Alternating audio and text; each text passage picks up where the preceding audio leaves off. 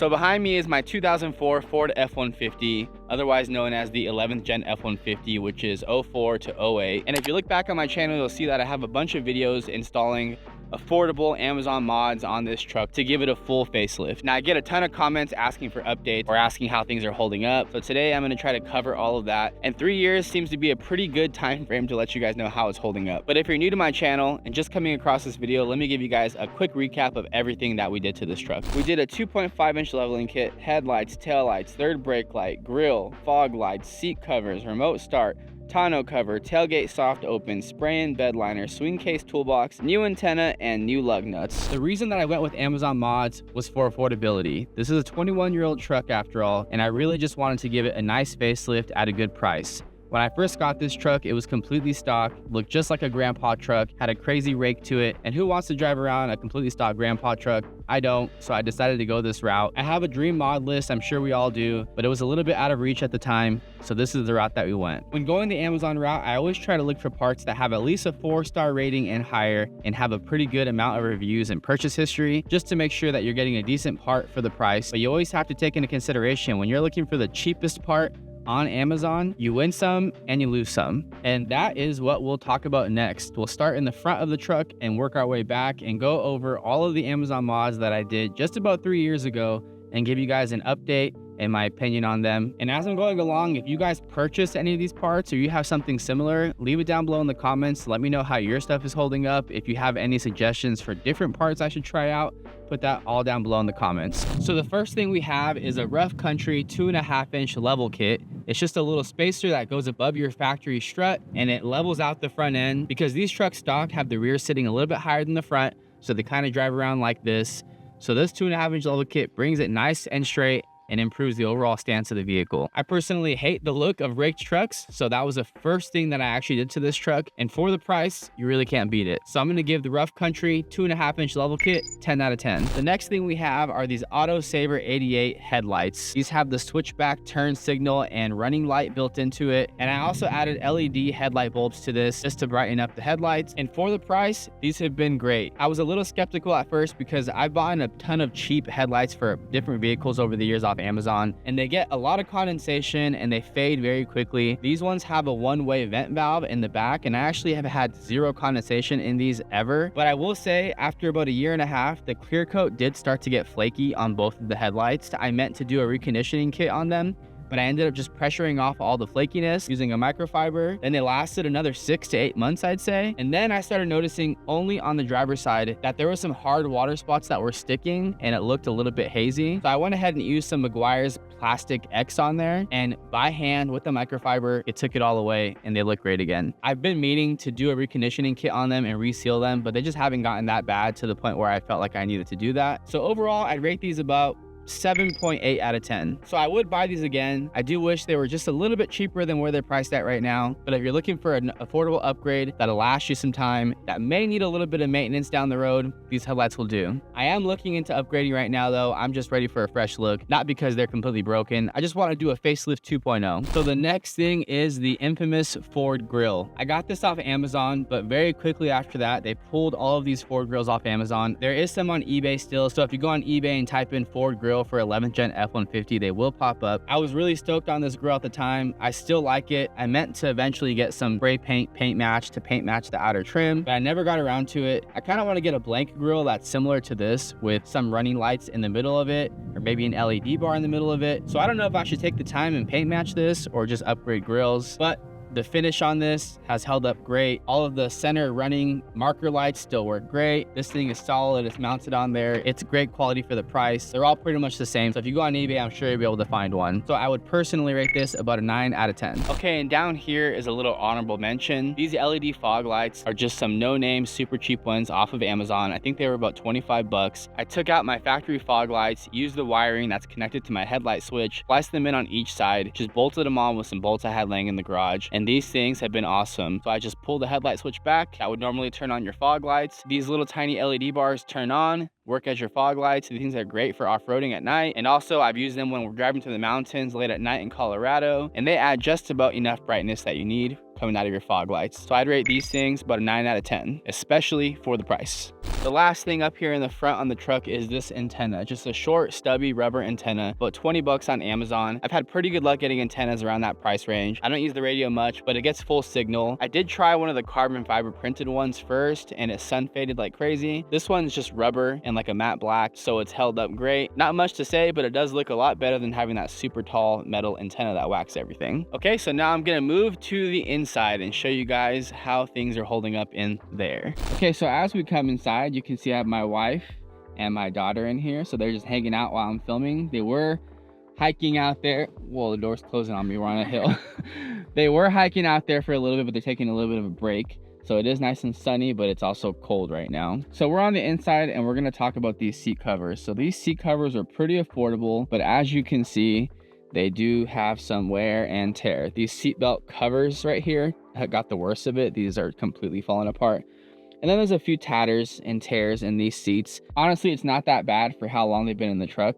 I'm probably gonna pull these off soon because it's finally starting to drop little pieces of fabric. And of course, we all want cat skin or leather replacement seats. But again, a little bit out of the price range, not on theme for the Amazon mods. I've had these for 3 years now, but I do really want leather replacement seats next. So now I kind of got to experience a fake version of it, and it really makes me want to pull the trigger and get some leather seat covers. But again, if you are trying to stay on a budget, these were about $60 and you could probably replace these every few years and never even come close to the price of some leather replacement seats. I would rate these about a 6.5 out of 10. They didn't fully survive the full 3 years, but for the price, they still held their own and held their value. So I would definitely buy them again. Personally, I am going to look into some replacements. I wish I could afford cat skins right off the bat, but I did find a few companies online that for about $500 have like a pleather replacement for them. And these are just seat covers, so they're a little bit universal. You can still see some of the cloth in certain portions, and the full leather or pleather replacements actually go on and look a lot more factory. So maybe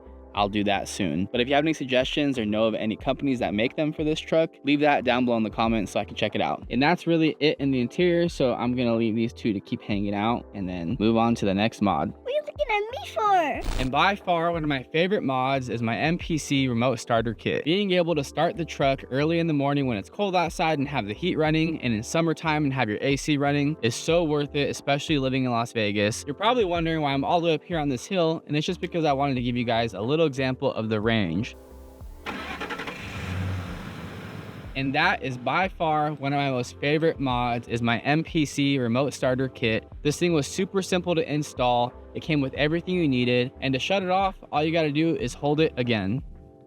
You get 2 remotes and the security module needed, so you don't need to do any type of key programming or nothing crazy like that. If you've done basic electrical installs in your truck before, just go slow, follow the instructions, and you can install this. The MPC remote starter kit is gonna get a 10 out of 10 for me. I did only opt for the one-way remote, but sometimes I wish I would've got a 2-way, and they even have upgrades where you can get the app for your phone. That started getting more and more expensive and defeating the purpose of being affordable. So doing the entry-level one-way kit was pretty awesome, and it gets the job done. Okay, we're finally to the back of the truck. So down here is a reverse or backup camera. I got this off of Amazon. It was about $15, and it just bolts onto your license plate bolts. You have a little bit of adjustment left and right and the angle top and down to get the camera where you want it, but I just run the wiring all the way underneath up into my head unit. It's worked with every single head unit I've had, and this thing has lasted me about 3 years. This is the only camera I have right now, and I do want to upgrade to one of those rear view mirror cameras where you can have a front camera and a back camera, but I'm just sharing my wish list with you guys. Those are a little bit pricey, but that'll be coming soon. The next thing is this Max Mate soft top roll up tonneau cover. I was 100% expecting this thing to have tears in it by now or be super faded, but it didn't. This thing has held up way better than I expected for the price. Before I even finish talking about this thing, I'm gonna give it a 10 out of 10 right off the bat. I do wanna try one of those tri-fold hard top covers for no particular reason besides I just want to give it a try. But let me know what you guys think. Do you prefer soft top roll-ups, hard top covers? What's the best way to go? This thing has done pretty good, and I've always liked that I can roll it all the way up to the front and still use the full length of the bed for cargo. And I also just think tonneau covers make pickup trucks look sleek, especially when you're not hauling stuff back there.